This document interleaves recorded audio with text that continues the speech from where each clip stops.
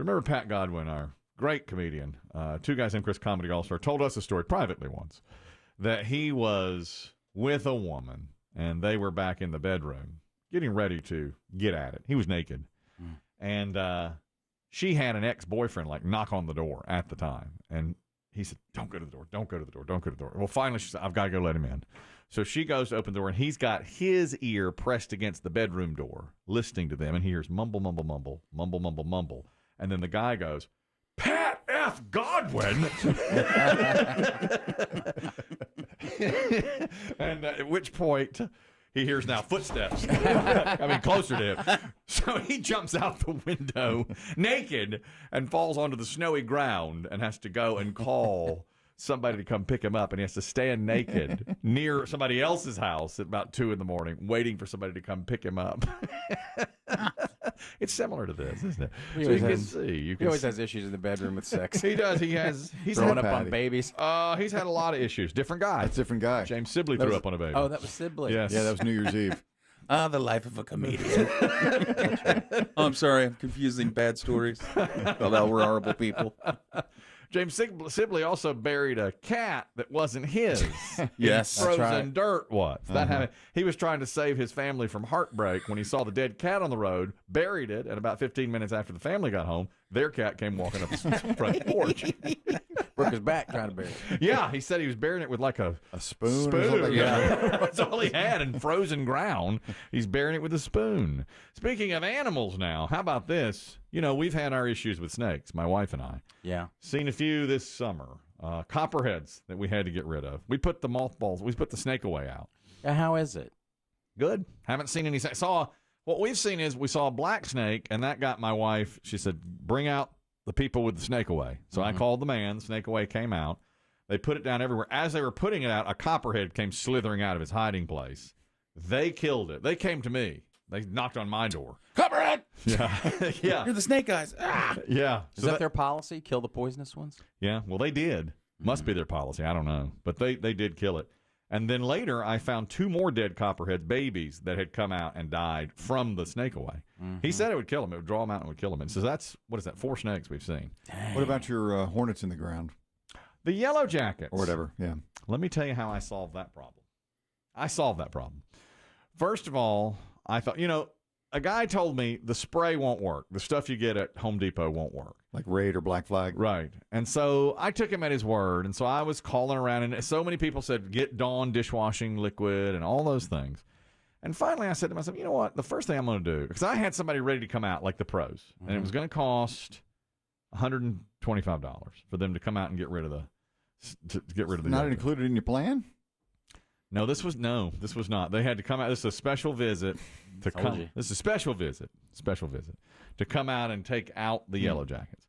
And I said to my wife, because they do the house, and they've done a very nice job with the house. Nice, but this is like closer to the road. Yeah. And they're coming out, and I said, all right, okay. And then I said to my wife, let me see if I can solve this with a $5 can of something from over at Lowe's. Okay. So I go, I get it. I got exactly. It said foaming. It would get into the tunnels they've dug under the ground. I mentioned I had all these yellow jackets. So I stood way back. I had the sprayer. I put on gloves. I put on long sleeves. I put on my football helmet. Mouthpiece. I put on my mouthpiece. I put on my winter socks. I put on my boots. Lightest shoes. Put on my boots. Your pads. That's right. Now it looked like I was getting ready to go skiing, but instead I sprayed at those yellow jackets. What was the range on your spray? Not that far, not as far as I would want. Probably 3 or 4 feet. I mean, I had to. That's it? Yeah, and it said go right in the hole. All it had on it was like a little tiny straw type thing. Yeah, like you see on a WD-40. You got to go in the hole. Got to go right in the hole. You can't spray around the hole. Got to. Right. You got to get in it. That's right. I couldn't find it at first. Well, when you do, go as deep as you can. You didn't trim back the area? Sometimes they don't like it. It was overgrown. But they'll learn. It was overgrown. It's been a hot summer. Yeah, it is over. They let it go. Plus, there were other holes nearby. I was confused. Well, those are the tempting ones. Let me tell you from experience, stay away from those. Right. So I go up to it, and I gave it a spray, and then, boy, They came out with What time of day is this? Well, I waited as late as I could. People say do it, at dusk, but I go to bed fairly early, so I did it at 4:45. Is that considered dusk? Well, it's still the heat of the day. I during dusk. So I did it, and I backed way away, and I saw them get stirred up. But What the hell? yeah, they were mad. And then when some would come back, because it now is a big pile of foam outside the hole. So you got a emptied good the dose can? in. What's that? Did you empty the can? Sorry, Dad. Yeah. Well, not at first. I did about a quarter of the can, and it's foamed really far up. And then I waited for the foam to go down like a beer head or something. And then I went back to it real gingerly and sprayed it again. I did it about 4 times until I had emptied the whole can. Okay. And that worked because then they stayed stirred up, and I stood there looking at it for probably a half hour. Son of a bitch. Yeah, they were mad. And they were You killed me. they were wobbly. They were really off their game. Got to kill the queen. That was my concern. Can I kill the queen? And it says on the can, go back in 24 hours to see if there's still activity in your hive. So I go to bed, I go to work the next day. This was a couple of days ago.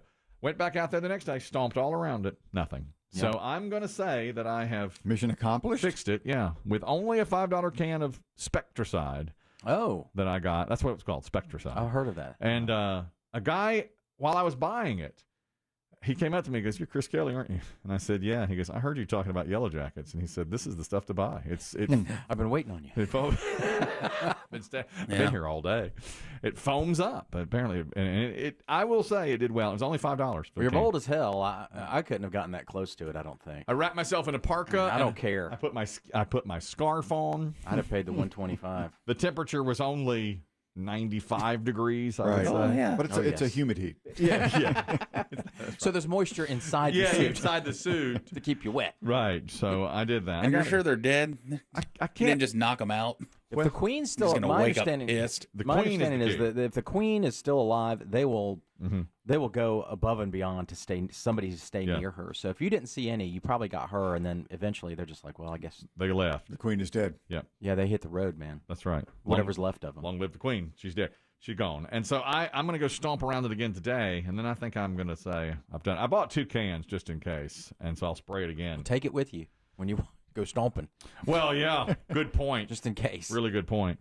This couple, this was about snakes, more infestation now. They're in Georgia, Augusta, Georgia. Trish Wilcher is this lady's name, her husband Max. They're about to go to bed Sunday when she thought she saw fuzz on the floor. But when she reached down to pick it up, it slithered under her bed.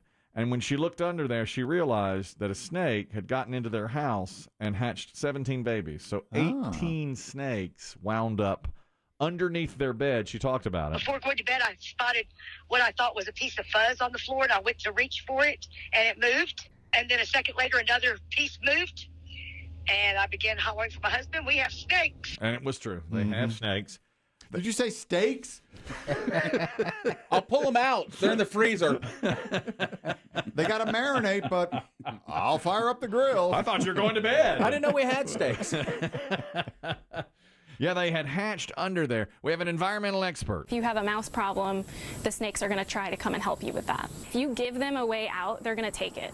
They're not going to chase you. They were relocated to a nearby creek a few miles away by the conservation group. They were non-poisonous, non-venomous black snakes that had gotten in there, and she thought it was just a little piece of fuzz. But I don't care what it is. If there's 17 of them, 18 of them slithering under your bed, Damn right. Do you sell that house, Kelly? If you're that homeowner? there is no way we could live in that house. My wife, now I wouldn't. The good news is they're attracted to the rats. Right, she has rats too. Did you say brats? No, rats. Rats. We have rats in the house. Apparently, mice or something had drawn them in. Yeah, they go for the food is, They have a or they meal. get. I guess they want to get cold or hot for a period of time until they're situated. But most of the time, they're looking for food. Yeah, Well, I always hear if they- you find a snake, it's because it's there for a It reason. had, Wouldn't you think, too, that the mother snake was looking for a quiet place? that's what I thought, to give That's- birth. That's right. And so she did. She gave birth.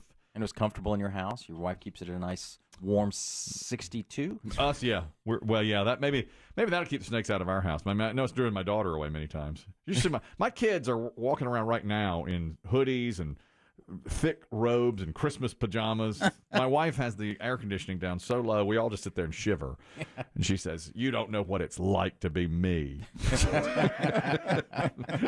And I said, Okay. But, I said, "Doesn't our comfort count for anything?" She said, "No, put on more clothes. I can't get cool." And she I said, can't take off enough. right. And then I don't want to get into my wife, but she'll also put a little blanket over her while she's sitting on her chaise. I said, "Why don't you remove the blanket?" "It's a texture thing. I have to have this for texture." Texture. Texture. Yeah, she needs that. She needs layering. She's using you on that one, But brother. at the same time, she needs cold. It's animal related as well. Can you cut them some slack? Somebody has posted this on their social media. They had dropped off their dog, Dexter, for a haircut at the dog groomer. They got a text that said, "Hi, ... Dexter is dead."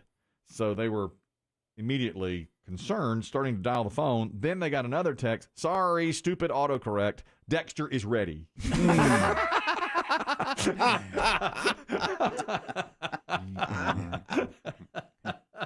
Look, I get it. I know. That autocorrect, man. Maybe, I bet they accidentally typed in READ without the Y, and it changed Yeah. to Dexter is What was the dead. time frame between the first and second text? Just about 2 minutes, but the woman was like, the whole Waiting time. for those bubbles. Yeah, and the bubbles start.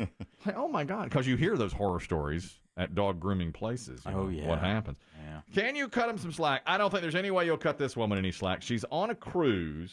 I guess cruises are going now, but newly going. Yeah. Back up and at 'em. This is a Royal Caribbean cruise. Her name is Laura Angelino. She's from New York, the Bronx. She and her friend Valerie were on the Freedom of Seas ship in Nassau, the Bahamas. This was about a week ago. And while she was on the cruise, she tested positive for COVID. Are they testing Yes. every passenger? Yeah. Well, she had not been vaccinated. Regularly? Now, that's a good question. She admits she's an anti-vaxxer. She's already had COVID 3 months ago.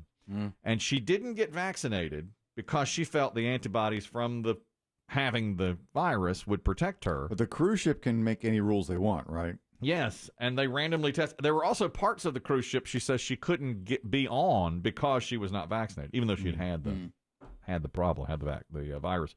Well, they tested her. She tested positive, and she said, "Well, the reason I tested positive is because I've had it. It's still, it's left in me, and I've tested positive because of that." But they said, "Well, our policy is you got to get off." So they forced her to get off. In a tiny little raft. They put her on a raft in the middle of the Bahamas, and she floated. Give her a little shove. She floated north to Bermuda. It's a long float. North to Newfoundland. Yeah, then Even longer. Back down the Labrador Current. she turned on her Facebook Live and live streamed as they forced her into a wheelchair and rolled her off of the ship. Hey. And they also took all of her luggage and they fumigated behind her and they wrapped the luggage in plastic. Nobody would touch it. They all had their mask on. And stay out. But she was really upset. But now she has what they're calling the mother of all meltdowns while she's on the cruise. Their error is costing me a vacation. Look at our luggage. It's wrapped in plastic. They're sanitizing behind me because I supposedly have COVID. I said don't take me out yet. I'm tired of Royal Caribbean telling me what I gotta do. Put the brakes on right now because we ain't moving. I'm gonna be in charge of my own life. That's the delightful Laura Angelo. What a doll. I want a vacation with her. She only got 24 hours on the ship before they kicked her off. They were rolling. She goes, "Put the brakes on." They're rolling her off of there. Then she was the literal brakes. Yeah, that's right. Yeah, she's trying to put the brakes on. Yeah, she's trying. She's like, "Put the brakes on," and you see her feet. All you see is her feet and her rolling toward the exit. Put the brakes on. Then they interviewed her now back in New York. She got her money back, but she says this was a terrible experience, and she's tested negative twice since she got back to New York.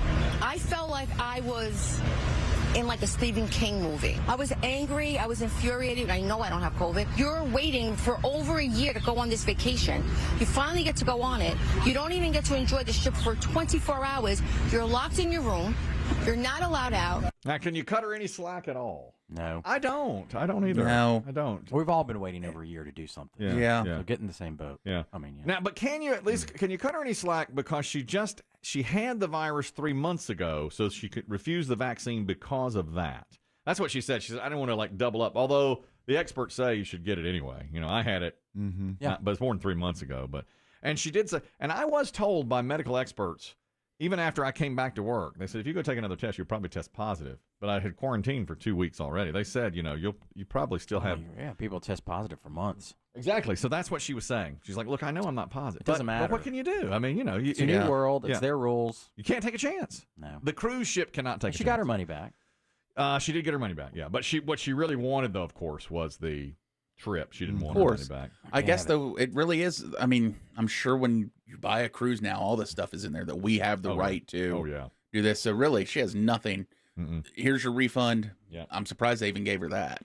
She says she's not going to be using Royal Caribbean anymore, that she'll go to a different. I don't think you're going to get much difference. I think all of these cruises, their policies are going to be airtight because they've lost billions of dollars over the last year, and they don't give a damn how you feel. You either play by their rules or don't come on the ship. And to be honest, the other passengers heard about this. I would feel uncomfortable now, and I guess I'm going a little sheepish because once that happened, I'd be like, oh man, she had COVID. I'd want to stay far away from wherever she was. Yeah, there she is. Yeah, well, yeah, and certainly if they'd left her on the ship, I would demand her get off. The other passengers would say she's got to go. That's exactly what the ship is thinking. Let's be honest, with that voice in Royal Caribbean, like stay off. Yeah, she may have tested negative. Their error is costing me a vacation. Look at our luggage. It's wrapped in plastic. They're sanitizing behind me because I supposedly have COVID. I said don't take me out yet. I'm tired of Royal Caribbean telling me what I gotta do. Put the brakes on right now because we ain't moving.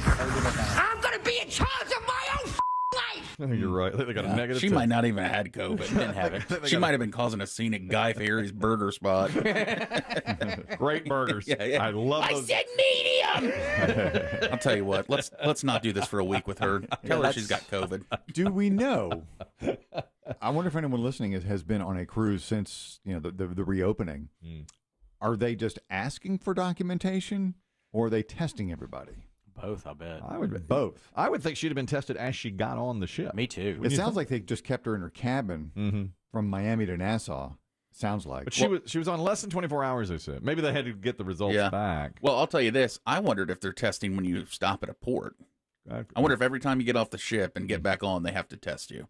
So if she got off for a excursion in the Bahamas. Or is Florida not testing? Because the governor there, he didn't. The governor wanted business. He wanted people to come to Florida and get on the boats. But the cruise ship will test. They tested her on the ship, so I would think they'd test her as she came on. I'm not sure of all that, but once she tested positive, she was But Biggie's right. Bermuda, Bahamas, different countries.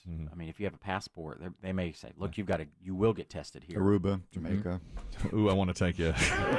She made the mistake. Bermuda, Bahamas. Largo, Montego. Come on, pretty mama. They can keep her. It sounds like they're talking to her. I think so.